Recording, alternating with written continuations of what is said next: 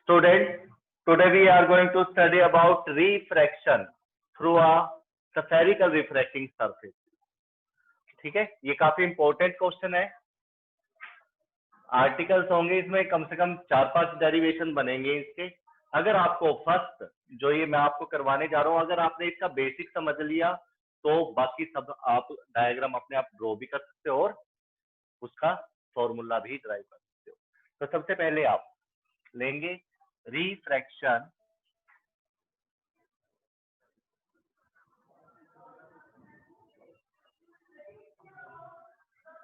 through a spherical surfaces। क्या होता है इसके अंदर? यू नो स्फेरिकल सरफेसेस दो टाइप के लेते हो आप, कनकेव और कन्वेक्स।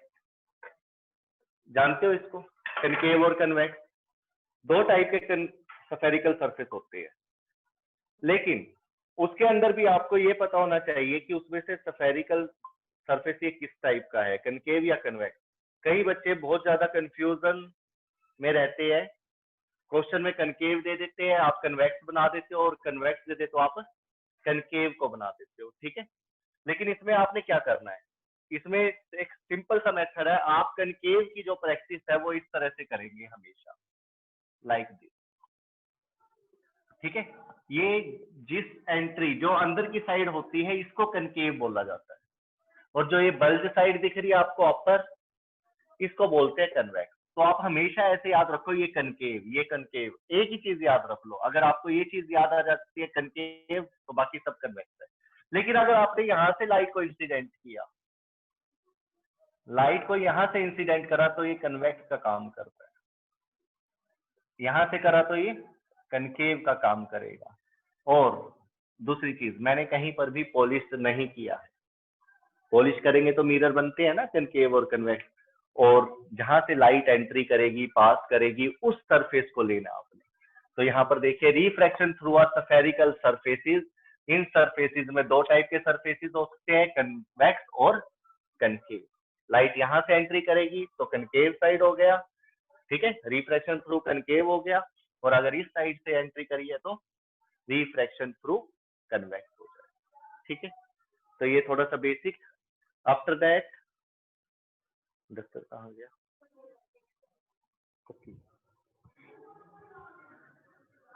तो इसके अंदर क्वेश्चन क्या बनता है? रिफ्रैक्शन तो होना ही है, ठीक है, रिफ्रैक्शन होना है, और लाइट जाएगी rare to denser at convex spherical surface. तो यहाँ पर देखिए क्वेश्चन है ये, इस क्वेश्चन के अंदर कम से कम 3-4 बातें दे रखी होंगी। एक तो आपको रिफ्रैक्शन करना है, second through a convex spherical surfaces. Convex, ये क्वेश्चन बनेगा बेटा, इसको ध्यान से पढ़ना है, बहुत बच्चे गलती करते हैं। Refraction through a convex spherical surface when a light ray goes from rare to denser। इसको बॉक्स में रख लेना, रेयर टू डेंसर, ठीक है। और उसके बाद and a real image is formed. Real image is formed. अब दूसरा जो आपने ब्लॉक बनाना है वो यहां पर बनाना है, ठीक है। तीसरा ये होगा, ये 3 चीजें आपको इसके अंदर पता होनी चाहिए। कौन कौन सी? सरफेस कैसा है, लाइट कहां से कहां जाएगी, और इमेज कैसी बना, इमेज कैसी बना। आपने कनकेव मिरर के केस पढ़े थे 10th क्लास में, +2 में पढ़े। रियल भी बनती है उसमें इमेज, और लास्ट वाला केस था जिसमें वर्चुअल भी बनती है ना। तो दोनों टाइप की बन सकती है, लेकिन इसमें डिमांड क्या है? रियल इमेज चाहिए। कौन सी इमेज चाहिए? रियल। और कैसे लाइट जाएगी? Rare to denser. अब दूसरी चीज इसी क्वेश्चन के अंदर देखो, मैं आपको जो ये पॉइंट बता रहा हूं क्योंकि मैंने देखे हैं बच्चों के पेपर चेक करते हैं, कई बार हम बोर्ड के एग्जाम चेक करते हैं, वैसे टेस्ट क्लास के चेक करते हैं, तो बच्चे को आता होता है क्वेश्चन, करता है वो, सिर्फ एक दो कमियों की वजह से उसका क्वेश्चन गलत हो जाता है। अब सबसे ज्यादा इंपॉर्टेंट चीज क्या होगी आपके लिए इन तीनों में से भी, कि लाइट रेयर टू डेंसर जानिए। कैसे जानिए? Rare to denser. तो अब इन्हीं चीजों को ध्यान में रखते हुए अब डायग्राम ड्रॉ करने जा रहे हैं हम। देखो क्या है वो डायग्राम। सबसे पहले आपने कन्वेक्स स्फेरिकल सरफेस बनाना है, बना दो यहां पर, ये लीजिए डायग्राम बिल्कुल लॉजिकल तरीके से बनाएंगे, ठीक है। कोई ये नहीं है कि सामने बुक है तो मैं ऐसे लाइनें लगा दूंगा अपनी मर्जी से, नो, ठीक है। ये यहां पर एक पॉइंट चूज कर लो पहले से ही, कोई भी नाम दे दो इसको, शायद आपकी बुक में ए दे रखा है, ए लेंगे, इसको पोल बोलेंगे, पी, ठीक है। यहां पर ऑब्जेक्ट को रख दीजिए,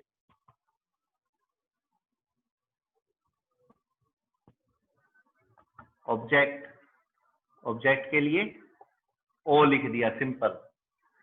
ओ से लाइट को इंसिडेंट कीजिए, कर दिया। ये कौन सी रे होगी? Incident ray. इस एंगल को नाम दीजिए अल्फा, ऑब्जेक्ट के लिए अल्फा, इमेज के लिए बीटा लेंगे, और सेंटर ऑफ कर्वेचर वाली लाइन के लिए गामा लेंगे। ये कुछ एक चीजें आपने नोट रखनी।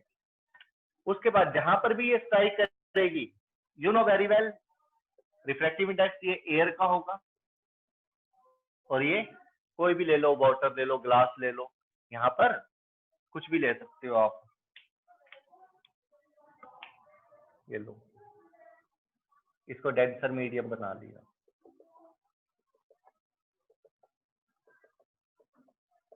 This medium is denser medium, और इसका रिफ्रैक्टिव इंडेक्स क्या होगा?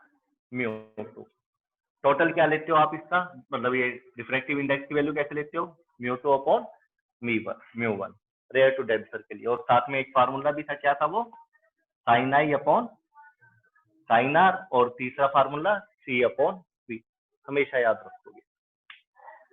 लाइट जो है ये सामने जाने की बजाय, इधर जाने की बजाय, यहां पर नॉर्मल बनाइए, नॉर्मल रह गया हमारा। यहां से 90 डिग्री लीजिए बिल्कुल, ये देखो ये 90 डिग्री बन गया। ये 90 डिग्री आप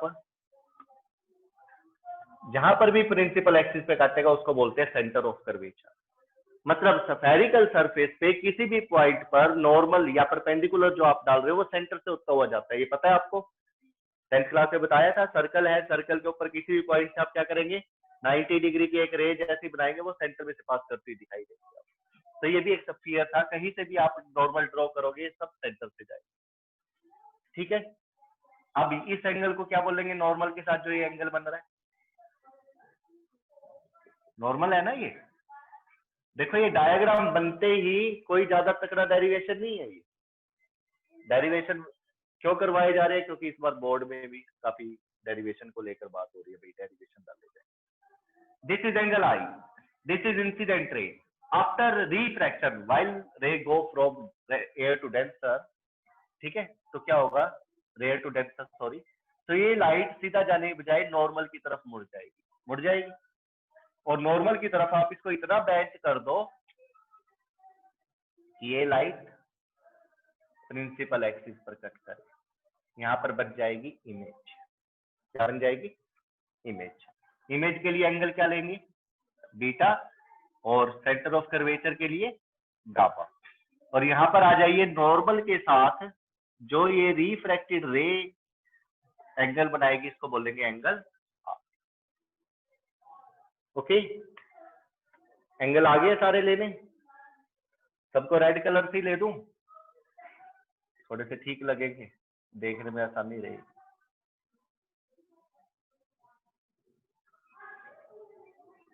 and this one is alpha. बन गया ये डायग्राम। चलो अब एक चीज और, यहां से एक परपेंडिकुलर डालिए। लो मैं ऐसे करके डाल देता हूँ।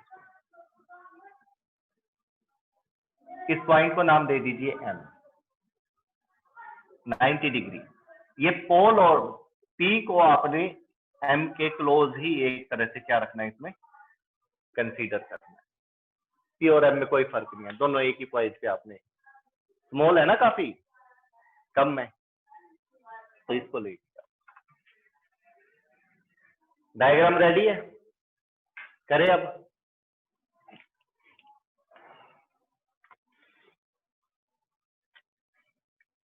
According to Snell's law, short में करवाएंगे अब इसको, क्योंकि डायग्राम के बारे में सब कुछ आपके सामने है, इसमें से ही वैल्यू लेंगे और पुट करेंगे। Mu is equal to sine I upon sine are, और you can say that mu two upon mu one. For ये साइन आई को कंसीडर करिए आई के equal, for very small angle you can take this sine को सेट को आप ले सकते हो, बहुत जो छोटे एंगल होते हैं ना तब आप ले सकते हो sine I is equal to I, और साइन आर अप्रोक्सीमेशन में इक्वल टू आर। तो from there mu two upon mu one क्या हो जाएगा, आई अपॉन आर, और mu two are is equal to क्या हो जाएगा, म्यू वन आई। तो एक स्टेप तो आपका ये रहेगा जो आपको सबसे पहले करना है, mu two are is equal to mu one i. Second step में क्या करेंगे, आई और आर की वैल्यू को कैलकुलेट करेंगे। किसकी, आई और आर की, फ्रॉम फिगर। आई कहां पर है, यहां पर। किन दो रे के बीच में है ये, एक तो ये रेड वाली रे हो गई और एक ये ब्लैक वाली इंसिडेंट से। इन दोनों को रे से जो ट्रायंगल बन रही है वो देखिए,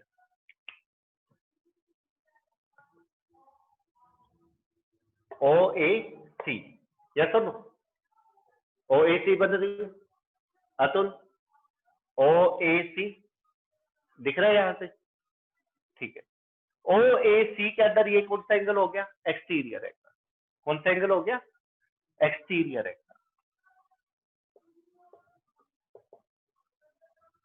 और जो ये एंगल है अल्फा और गामा, ये कैसे हो गए, interior opposite angle, interior opposite angle.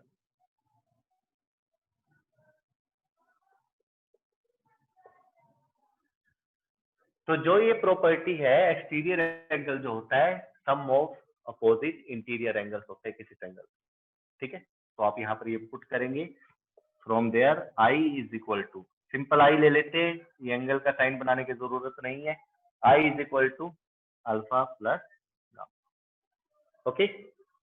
I is equal to alpha plus gamma. इसी तरह से एंगल आर को लीजिए,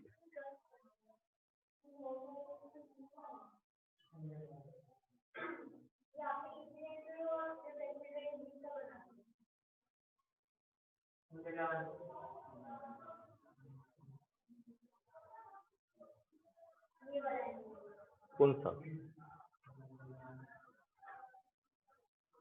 हाँ हाँ बोलिए।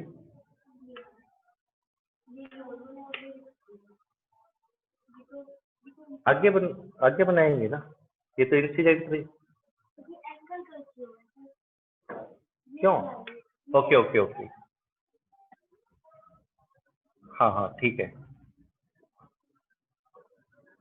Good good, this one is r, okay. तो यहां पर क्या होगा, अब आर के लिए बात करेंगे हम, ठीक है। Angle i is equal to alpha plus gamma, लेकिन जो ये आर है ये क्या आ गया है ट्रायंगल के अंदर, इंटीरियर एंगल हो गया, ये भी इंटीरियर एंगल हो गया, और इसका एक्सटीरियर एंगल कौन सा है, गामा, सी के ऊपर है। तो gamma is equal to r plus beta, ठीक है।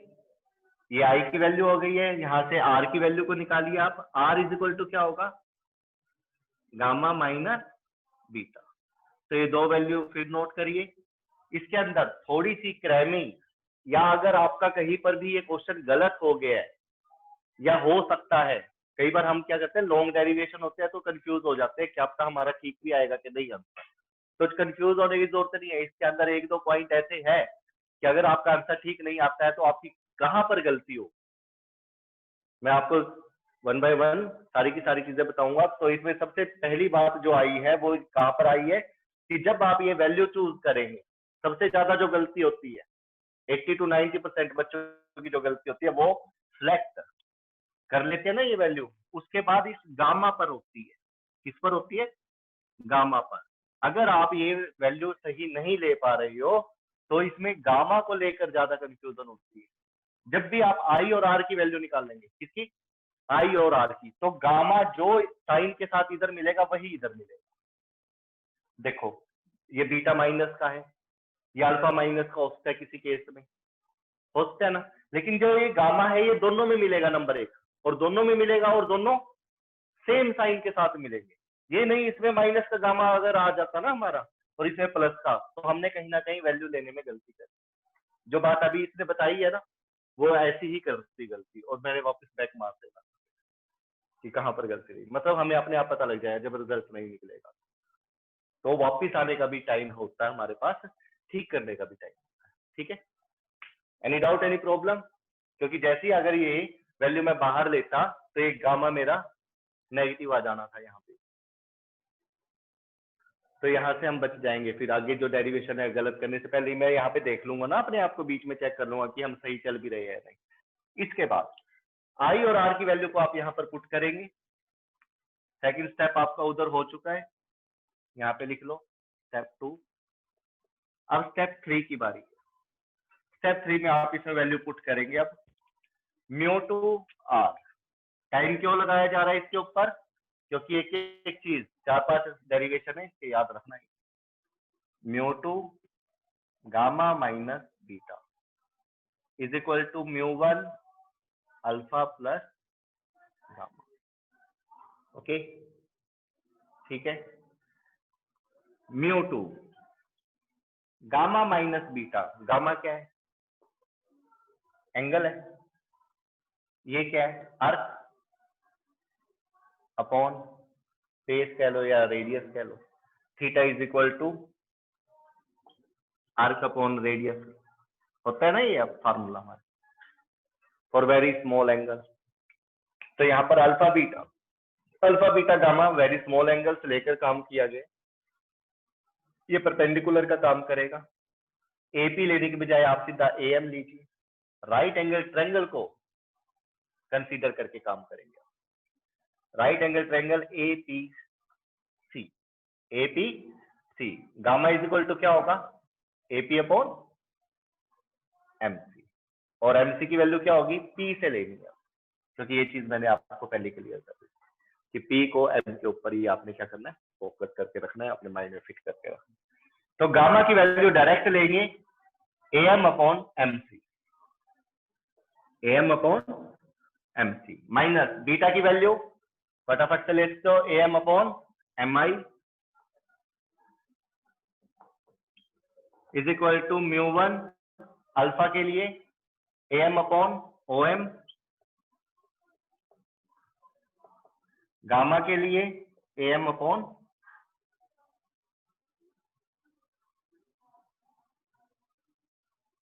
एमसी। यही है ना? यही है। अब एम को क्या करना है? पी की तरह ट्रीट करना है, पी की तरह ट्रीट करना है। तो ये सारे पी की तरह ट्रीट कर दो अब, और ऊपर से कॉमन ले लो आप म्यू टू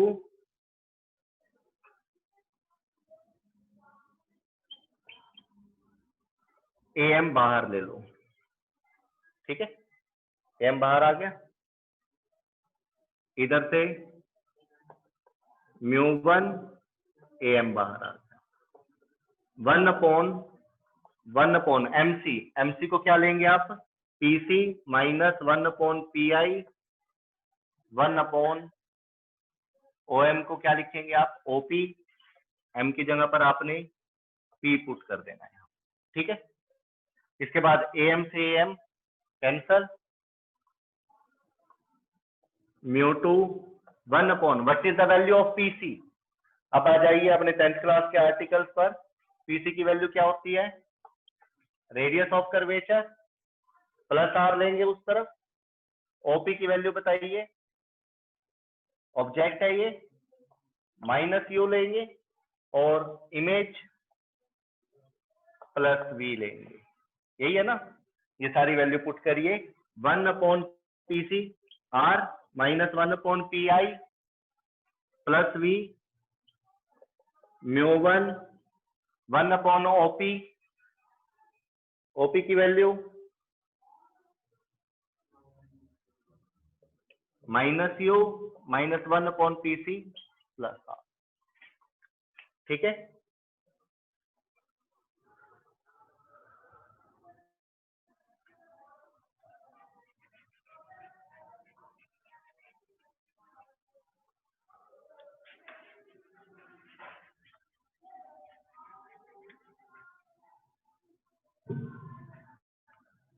ओपन करिए ब्रैकेट को, μ2 upon R minus μ2 upon V is equal to μ1 upon minus U minus μ1 upon R। ठीक है,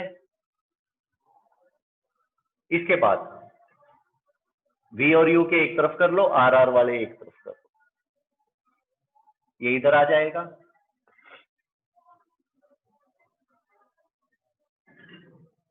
इसको ले आओ इधर, μ1 U इसको ले आए, μ2 V प्लस का हो जाएगा ना, is equal to μ2 upon R minus μ1 upon R, LCM ले लिया, μ2 minus μ1 minus μ1 upon U plus μ2 upon, this is your result.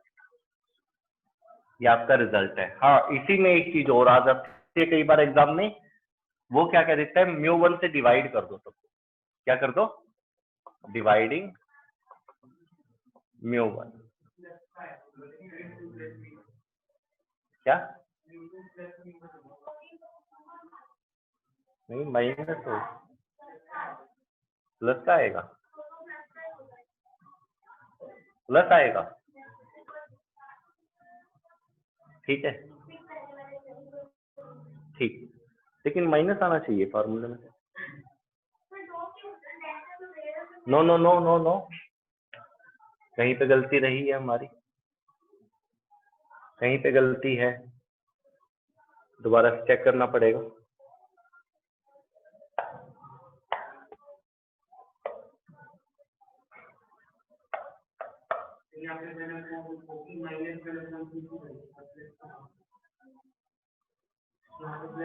यहाँ पे प्लस है ना, यहाँ पे हाँ,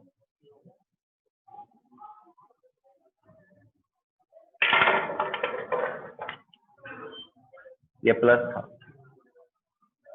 ठीक है, प्लस, अब यहाँ पर आ जाइए प्लस माइनस माइनस। ठीक है, इसमें क्या होता है, डिवाइडिंग μ1 कर दीजिए दोनों तरफ, क्या होगा, μ2 upon μ1 minus μ1 upon μ1 upon R, इसी तरह से minus μ1 upon μ1 upon U plus μ2 upon μ1 upon, ये आ जाएगा, μ1 से μ1 कैंसल, μ1 से μ1 कैंसल, और आपके पास जो अब रिजल्ट बनेगा वो क्या बनेगा, μ2 अपॉन μ1 को म्यू लिखते हैं, mu minus 1 upon R is equal to minus 1 upon U plus mu upon P। कई बार एग्जाम में ये कह देता है कि इसको प्रूव करके दिखाओ, when light goes from rare to denser through a convex refracting surface. सबसे ज्यादा जरूरी बात क्या है, अब लास्ट बात बता रहा हूं मैं आपको इसके अंदर, जो आपको ध्यान रखनी है वो क्या है, वो ये है कि रिफ्रैक्शन तो स्फेरिकल सरफेस से ही होगा, इधर वो कनकेव हो या वो कन्वेक्स हो। जो आगे आने वाला है ना अभी आर्टिकल आपके, आप ये देखोगे रिफ्रैक्शन तो होना ही होना है, या तो लाइट रेयर से डेंसर जाए, या लाइट डेंसर टू रेयर आए, या लाइट कनकेव से एंट्री करे, या लाइट कन्वेक्स से एंट्री करे, या लाइट रियल इमेज बनाए, या लाइट वर्चुअल इमेज बनाए, ये सारे केस करने हैं आपने। लेकिन अब आपको सबसे ज्यादा इंपॉर्टेंट चीज सिर्फ दो ही याद रखनी। पहली जो आप बता रहा हूं, क्या कि जो भी ये रिफ्रैक्शन होगा रेयर टू डेंसर अगर है तो रिजल्ट आपका यही आना है बार बार, चाहे जो सा मर्जी आपका सरफेस दे रखा हो, कि जैसी मर्जी इमेज बन रही हो, अगर लाइट रेयर टू डेंसर जा रही है, भले ही वो कन्वेक्स से जाए, भले ही वो कनकेव से जाए, ठीक है, भले ही इमेज रियल बने, भले ही वर्चुअल बने, अगर light rare to denser entry करेगी तो रिजल्ट ये आएगा, ये आएगा। और अगर डेंसर टू रेयर करी तो इनके साइन बदल जाएंगे, ठीक है, ये प्लस का हो जाएगा, ये माइनस हो। अभी करते हैं, आज तो खैर अभी रियल का करा है ना हमने, अब वर्चुअल का बनाएंगे हम। किसका?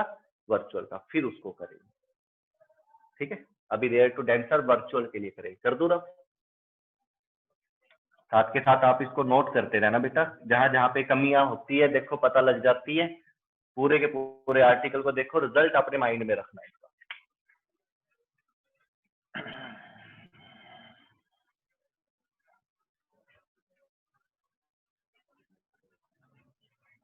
दोबारा से यही क्वेश्चन है, बस एक पॉइंट को चेंज कर दिया इसमें उसने कहा जो इमेज है वो कैसी हो, वर्चुअल होनी चाहिए। इमेज कैसी होनी चाहिए? वर्चुअल। मार्कर बड़ा टाइट बंद हो जाता है, खुलता ही नहीं है।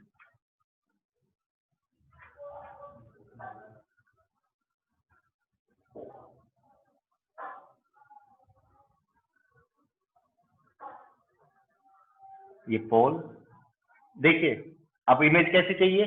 वर्चुअल, लिख दो यहाँ पे वर्चुअल। और लाइट रेयर टू डेंसर जाएगी, सफेद सरफेस कौन सा होगा? Convex refracting surface. रिफ्रैक्शन के लिए कन्वेक्स लेंगे आप, ठीक है। अब आपने ऑब्जेक्ट को पास रख देना इसके, अगर आप डायग्राम इसका सही बनाना चाहते हो। हमने उसमें दूर रखा था ना ऑब्जेक्ट को, इसमें थोड़ा सा पास रख लेना। ऑब्जेक्ट ओ से लिख दो, ओ से ऑब्जेक्ट, आई से इमेज, सही नोटेशन है। यहां से रे लीजिए,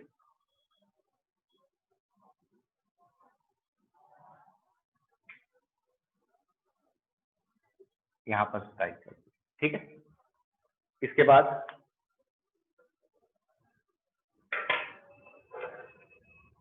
नॉर्मल ड्रॉ करिए, यहां पर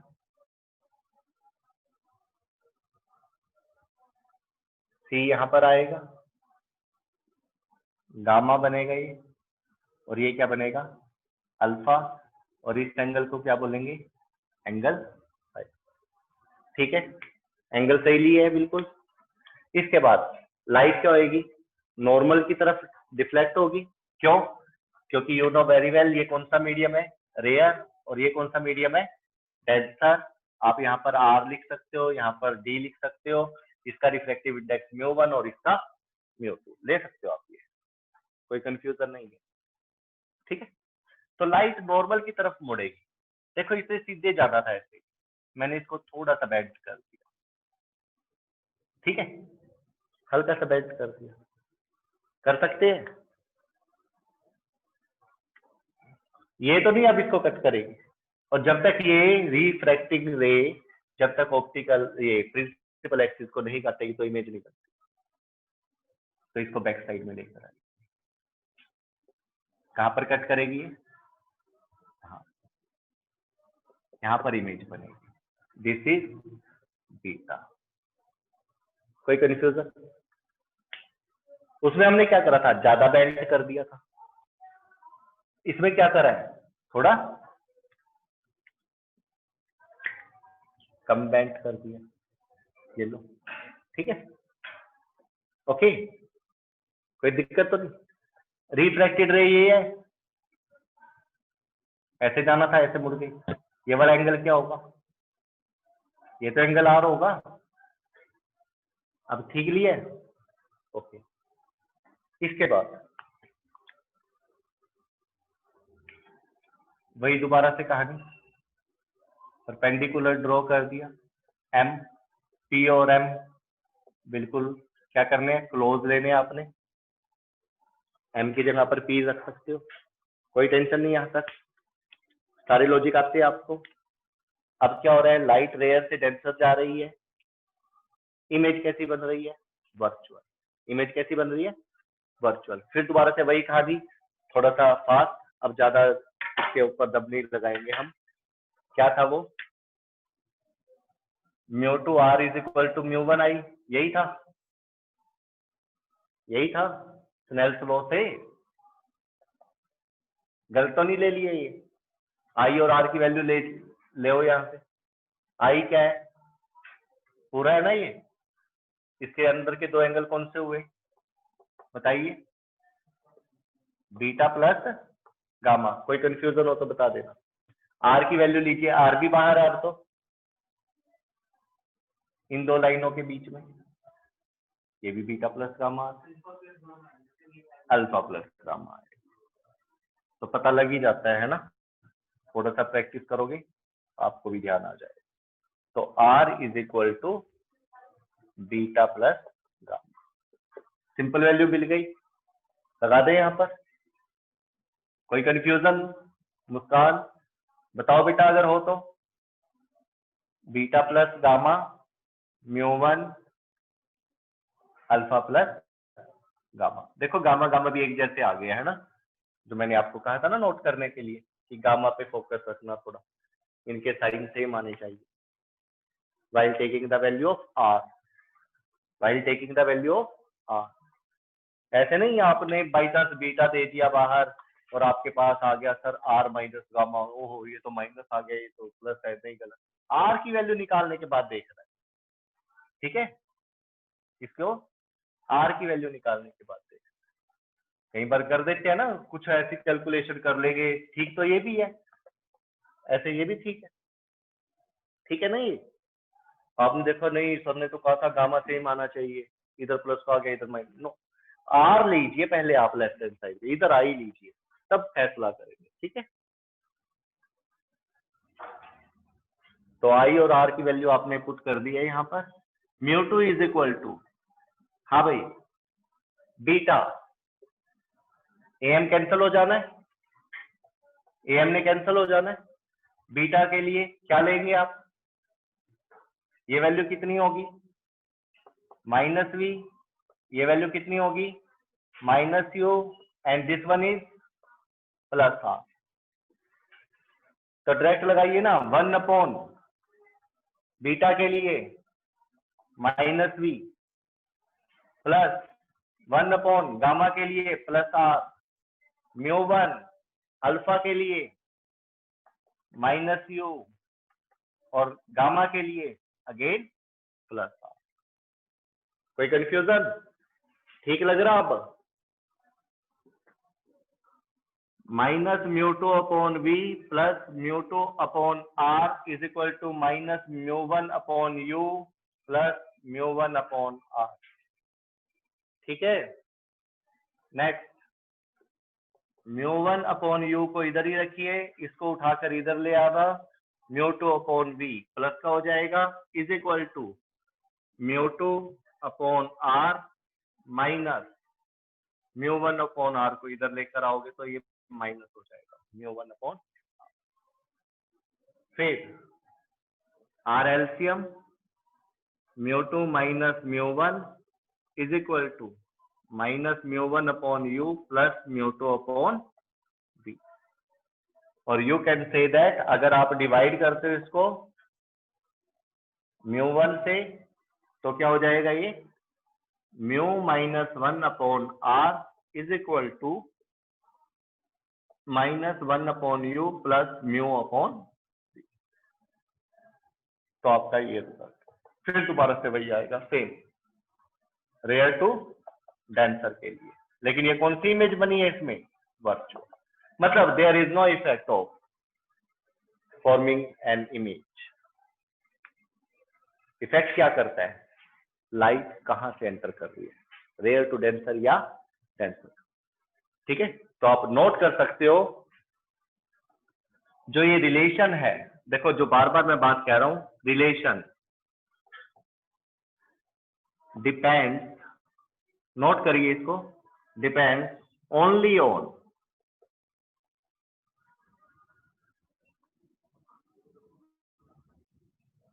रेयर टू डेंसर और denser to rare.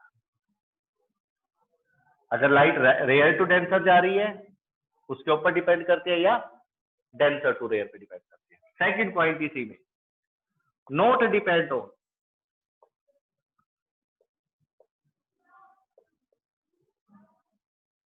Not depend on किस किस के ऊपर, वेदर इमेज इज वर्चुअल और रियल, ना तो इसके ऊपर डिपेंड करती, and nature of spherical surface, nature of spherical surface, whether concave or concave, whether it is concave or convex। ये दो चीजें आपको हमेशा ध्यान रखनी कि हमें रेयर टू डेंसर के लिए पूछा गया है या डेंसर टू रेयर के लिए। अभी तक आपने जो काम किया वो किसके लिए करा है, रेयर टू डेंसर के लिए। रेयर टू, मैंने आपको ये दिखा दिया है कि रेयर टू डेंसर के लिए जो रिलेशन है वो रियल के लिए और वर्चुअल के लिए दोनों सेम है। कोई कंफ्यूजन इसमें, कुछ पूछना है इस आर्टिकल में, कोई दिक्कत, कोई भी स्टूडेंट? ठीक, इसके बाद डेंसर टू रेयर के लिए पढ़ेंगे। किसके लिए पढ़ेंगे?